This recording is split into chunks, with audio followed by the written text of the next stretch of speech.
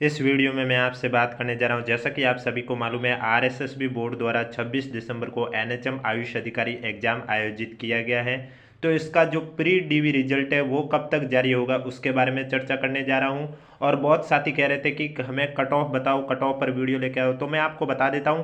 इस वीडियो में मैं आपको बताने जा रहा हूं प्री डीवी का रिजल्ट कब तक जारी होने वाला है, यानी कि डीवी से पहले जो रिजल्ट आने वाला है वो आपका कब तक जारी होने वाला है। इसके अलावा पर सीट कॉम्पिटिशन अब कितना है, डीवी के लिए पर सीट कॉम्पिटिशन कितना होगा, फाइनल सिलेक्शन के लिए कितना होगा और हर कैटेगरी में कितने पद है उसके बारे में चर्चा करूंगा।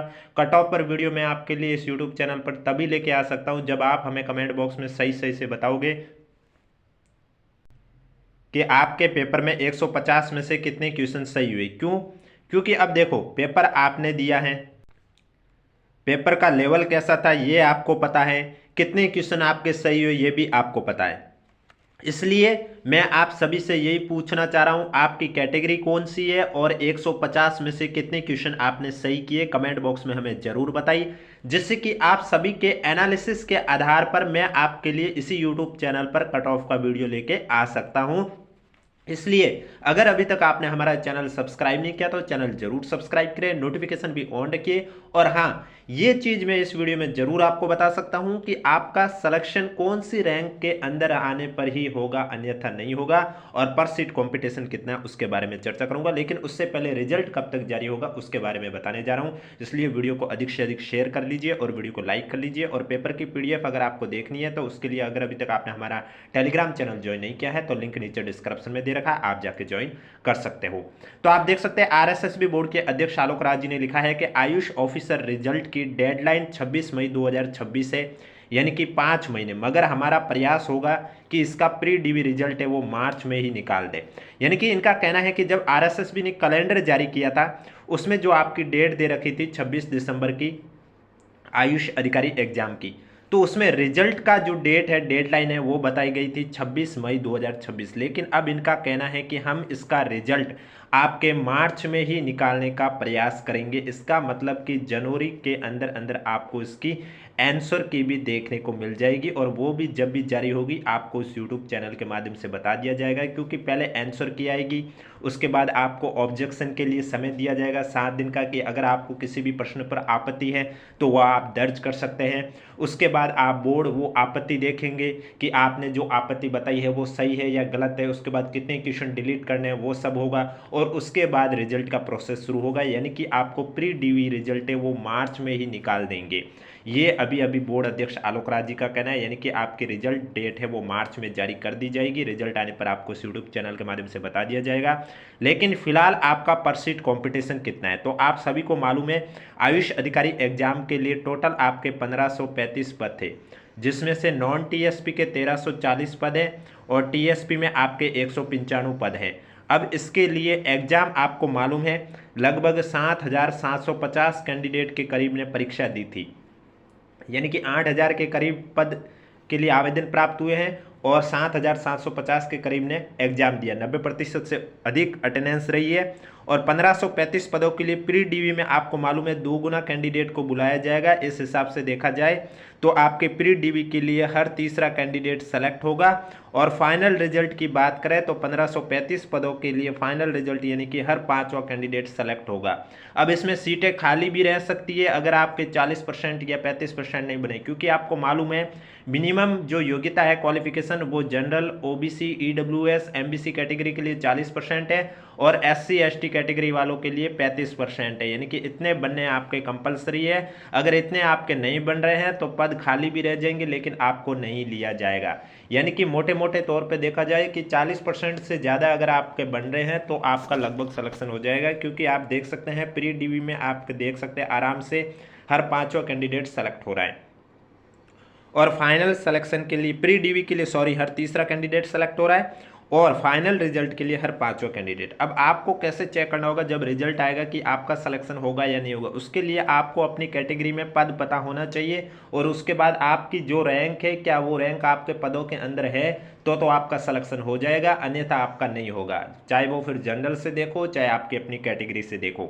अब उसके लिए आपको पद पता होना चाहिए, जैसे कि 1340 नॉन टीएसपी में पद है, तो ये 1340 कौन सी कैटेगरी में कितने पद है। तो नॉन टीएसपी की बात करें तो आप देख सकते हैं, जनरल कैटेगरी की बात करें तो जनरल में जनरल के 342 पद है, सामान्य महिला के 98 पद है, विधवा के 39 पद है और परित्यक्ता के 9 पद है। उसके बाद अनुसूचित जाति की बात करें यानी कि एससी कैटेगरी की बात करें, एससी कैटेगरी से पहले कमेंट बॉक्स में हमें जरूर बताइएगा आपकी कैटेगरी कौन सी है और 150 में से आपके कितने क्वेश्चन सही हुए, क्योंकि आप सभी के एनालिसिस के आधार पर ही मैं आपको कट ऑफ बता सकता हूं। ऐसे तो हवाबाजी करने का कोई मतलब नहीं रहेगा, जब आप सही सही से हमें कमेंट बॉक्स में बताओगे तभी हम आपके लिए बता सकते हैं कि आप सभी स्टूडेंट ने ये बताया कि हमारे इतने क्वेश्चन सही हुए इस कैटेगरी से, तो उसके आधार पर आपको कट ऑफ पर बताया जा सकता है। क्योंकि एग्जाम का पेपर के लेवल की बात करें तो बहुत साथियों का कहना है सब्जेक्टिव पेपर सही था लेकिन जीके थोड़ी टफ पूछी गई है, ऐसा कहना है। कंप्यूटर भी अच्छी खासी टफ पूछी गई थी और बाकी हिंदी इजी थी और बाकी इंग्लिश भी ठीक ठाक ही थी। यानी कि इस हिसाब से अब कितनी कट ऑफ जाएगी ये तभी पॉसिबल होगा जब आप हमें कमेंट बॉक्स में सही सही से बताओगे कि कितने क्वेश्चन आपने सही किए। अनुसूचित जाति में आप देख सकते हैं, सामान्य कैटेगरी के 148 पद है, सामान्य महिला में 43 पद है, विधवा में 16 पद है, परित्यक्ता में 4 पद है। अनुसूचित जनजाति की बात करें तो इसमें आप देख सकते हैं जनरल कैटेगरी में 111 पद है, सामान्य महिला में 32 पद है, विधवा में 12 पद है, परित्यक्ता में 3 पद है। अन्य पिछड़ा वर्ग की बात करें तो इसमें आप देख सकते हैं जनरल कैटेगरी में 195 पद है, सामान्य महिला में 56 पद है, विधवा के 22 पद है, परित्यक्ता के 5 पद है। अति पिछड़ा वर्ग की बात करें तो इसमें आप देख सकते हैं जनरल कैटेगरी में आपके 47 पद है, सामान्य महिला में 13 पद है, विधवा के 5 पद है, परित्यक्ता में 1 पद है। आर्थिक रूप से कमजोर वर्ग यानी कि ईडब्ल्यूएस कैटेगरी की बात करें तो इसमें आप देख सकते हैं जनरल में 94 पद है, सामान्य महिला में 27 पद है, विधवा के 10 पद है, परित्यक्ता में 2 पद है। 12 जिले की शहरी या आदिम जाति की बात करें तो इसमें भी आप देख सकते हैं जनरल कैटेगरी में 5 पद है, सामान्य महिला में 1 पद है और बाकी किसी भी कैटेगरी में कोई पद नहीं है। अब हॉरिजेंटल रिजर्वेशन में आप देख सकते हैं दिव्यांगजन में देखा जाए तो O A O L B L C P L C इसमें 27 पद है, एमडी में 26 पद है। भूतपूर्व सैनिक की बात करें तो इसमें आप देख सकते हैं जनरल कैटेगरी में 61 पद है, एससी कैटेगरी में 26 पद है, एसटी कैटेगरी में 19 पद है, ओबीसी कैटेगरी में 34 पद है, एमबीसी कैटेगरी में 8 पद है, ईडब्ल्यूएस कैटेगरी में 16 पद हैं। इसके बाद उत्कृष्ट खिलाड़ी की बात करें तो इसमें आप देख सकते हैं 26 पद है। फिर आपका आता है टीएसपी अनुसूचित क्षेत्र, तो टीएसपी में आप देख सकते हैं टोटल 195 पद है, जिनमें से जनरल कैटेगरी की बात करें तो जनरल कैटेगरी में जनरल के 70 पद है, सामान्य महिला में 21 पद है, विधवा का 7 पद है, परित्यक्ता में 1 पद है। इसके बाद अनुसूचित जाति की बात करें यानी कि एससी कैटेगरी की बात करें तो एससी कैटेगरी में आप देख सकते हैं जनरल में 7 पद है, सामान्य महिला में 2 पद है, विधवा में 0, परित्यक्ता में भी 0। उसके बाद अनुसूचित जनजाति की बात करें तो आप देख सकते हैं एसटी कैटेगरी में सामान्य कैटेगरी में 61 पद है, सामान्य महिला में 19 पद है, विधवा में 6 पद है और परित्यक्ता में 1 पद है। इसके बाद हॉरिजेंटल रिजर्वेशन की बात करें तो हॉरिजेंटल रिजर्वेशन में दिव्यांगजन में आप देख सकते हैं 4 पद हैं। इसके बाद एमडी में आपके 3 पद हैं। भूतपूर्व सैनिक की बात करें तो भूतपूर्व सैनिक में आप देख सकते हैं जनरल कैटेगरी में 12 पद है, एससी कैटेगरी में 1 पद है, एसटी कैटेगरी में 10 पद है, उत्कृष्ट खिलाड़ी में 3 पद है।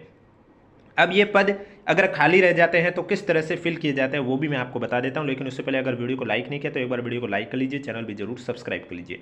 अब देखो जैसे कि नॉन टीएसपी में भूतपूर्व सैनिक में अगर जैसे कि एससी कैटेगरी में 26 पद है, अगर 26 पदों के लिए कोई कैंडिडेट बोर्ड को नहीं मिलता है तो ये जो 26 पद है ये नॉर्मल जो एससी कैटेगरी की जनरल है उसमें 26 पद ऐड हो जाएंगी।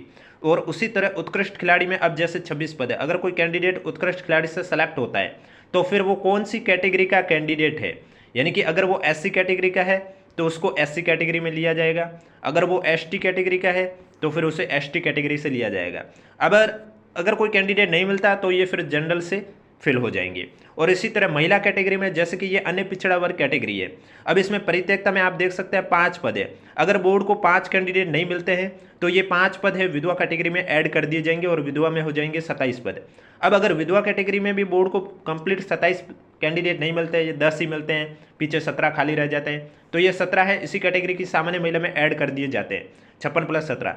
अब अगर सामान्य महिला में भी टोटल जो 56 + 17 73 कैंडिडेट नहीं मिले हैं बोर्ड को, तो फिर बोर्ड क्या करेगा, बोर्ड इसके जो पद खाली रहेंगे वो नॉर्मल जनरल कैटेगरी इसमें ऐड कर दिए जाएंगे, इसके बाद आगे किसी में ऐड नहीं करेंगे। तो इस तरह से आपका पद है वो आगे ऐड होते हैं। वीडियो पसंद आए तो वीडियो को लाइक कीजिए, चैनल भी जरूर सब्सक्राइब कीजिए और कमेंट बॉक्स में भी हमें जरूर बताइएगा कि आपकी कौन सी कैटेगरी है और 150 में से कितने क्वेश्चन सही हुए, जिससे कि मैं इसी यूट्यूब चैनल पर आपके लिए कैटेगरी वाइज कट ऑफ का भी वीडियो लेके आ सकूँ।